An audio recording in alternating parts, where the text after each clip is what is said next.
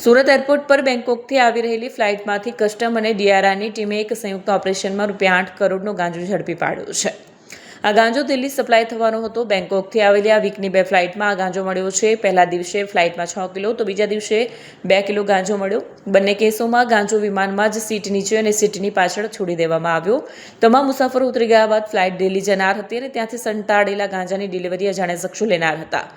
ડીઆરઆઈએ પ્રવીણ કરમવીર, પ્રદીપ ભાન, વિક્રમ બુક્લ અને અંસલ ગુપ્તાની ધરપકડ કરી છે. પહેલા દિવસની ફ્લાઇટ બેંકોકથી આવી હતી. સુરત આવ્યા બાદ ફ્લાઇટ થોડી ખાલી થઈ અને દિલ્હી જનારા થોડા પેસેન્જર બેસી રહ્યા હતા. ત્યારે ક્રૂ મેમ્બરે જોયું કે એક રોની કેટલીક સીટ પાછળના ભાગેથી ઉપસેલી છે. જાણે કંઈ મૂક્યું હોય તેણે સીટ કવર ખસેડીને પાછળની બાજુએ જોયું તો થેલીમાં કંઈ ભરેલું હતું.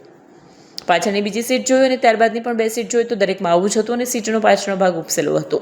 તમામ સીટ ચેક કરવામાં આવતા 4 બેગ મળી આવી, જેમાં 6 કરોડનો ગાંજો હતો.